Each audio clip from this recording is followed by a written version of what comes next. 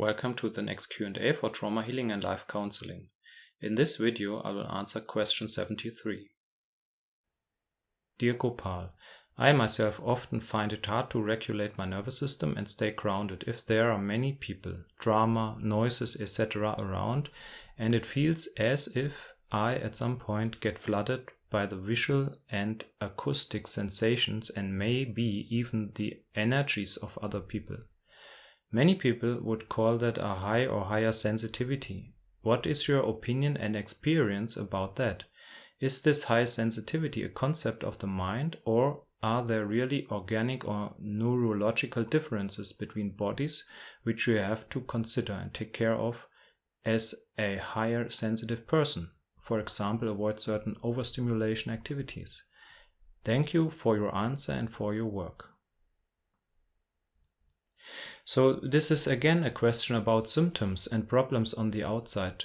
Yes, of course, we always want to solve the problems as they appear in our life. But again, I can only repeat it. It's not about all that. It is never about symptoms. It is not about the manifestation of the core conflict on the outside. So whether you suffer from so-called higher sensitivity or lack of money or depression or whatsoever, if you try to solve that, you are lost because it has nothing to do with the cause. All suffering is created by subconscious processes in us that disconnect us from other people or at least create distance. So for every problem at the beginning is the subconscious separation from my emotions and thus from other people. And if we look at that, what happens between me and others, what I don't dare to share, what I do not communicate, then we are on the right path and can transform our suffering. If we try to solve the problems on the outside, we are completely lost. And if it works, sometimes it works, then another symptom will pop up. Because the energy blockage at the core is not solved. There are many possibilities. It's relatively complex to explain that completely. I do my best to do it in a few minutes. First, I would recommend to study the polyvagal theory from Dr. Stephen Porges. One possibility is that you have been traumatized, whether from developmental trauma or shock trauma, doesn't matter.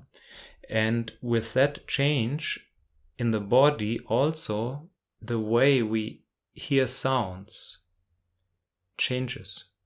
Because in a situation of danger,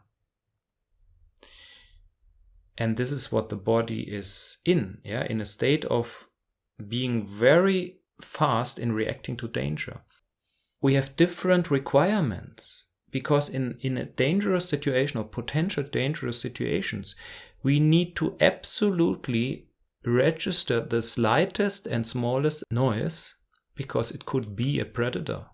And if we are secure, if we are in a secure environment, for example, with people in a home and we feel comfortable, we have completely different biological requirements. Then we need the most complex cortical functions for social interaction. This has nothing to do with fight or flight. These are two different states of the body. And in one state, in the state of security and social interaction, the sound that reaches the brain is different. Because we need to understand language. And in states of danger or potential danger, the sounds that reach the brain are different because we need to identify potential danger on the outside.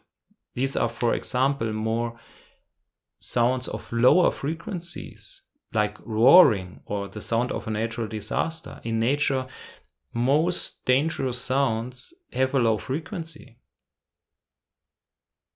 So if you are traumatized and your body still believes that you are in danger or even life threat, the noise, for example, in a restaurant will make you crazy, of course. Because the system gets too much into the brain. And this is because the state of the body doesn't fit anymore to the outside circumstances. And this is what creates the suffering.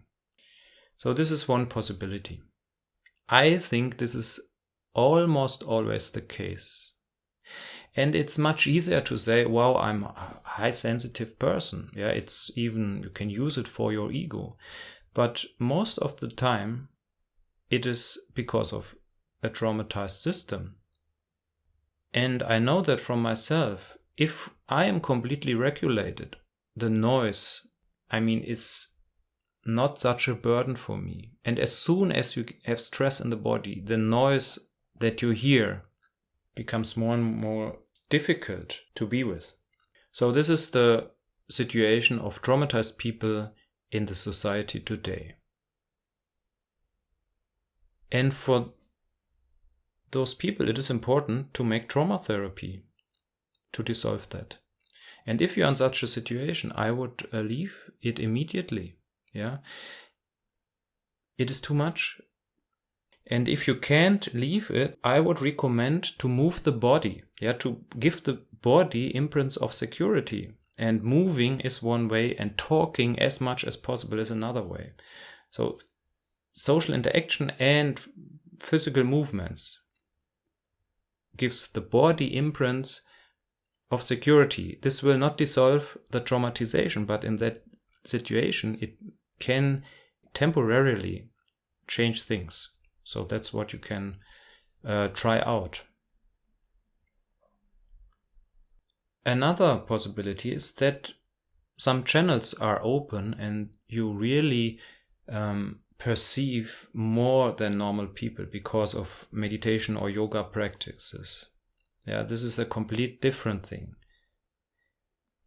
Then it's not about stress in the body that changes the ear and the sound that reaches the brain. You get too much subtle information from other people and from the environment. This is a completely different thing. In such case, if you cannot close that, then there will be no real solution. Then you really have to live in silent environments. Yeah, stay away from chit-chat. Don't live in cities. And then you really have to care for your system because it's much more sensitive. Then it's possible that these both are together, yeah? That you are traumatized and also, independent from that, your energy channels are open and you get too much input.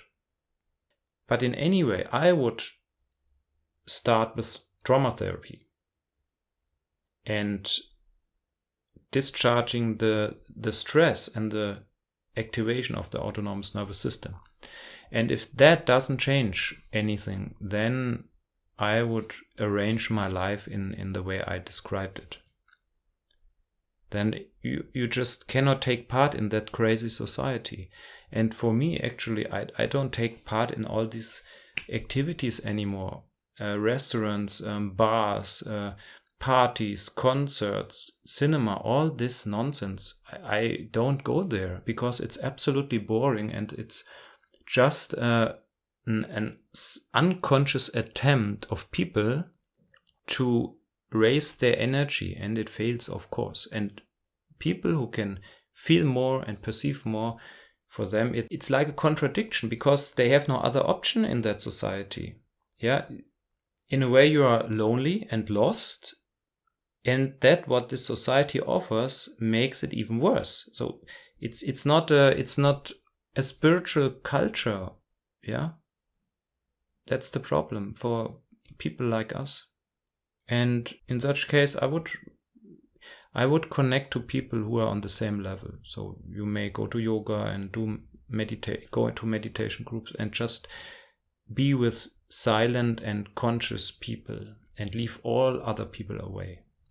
There's no need to deal with people who are stressed and want empty nonsense talking and stuff like that.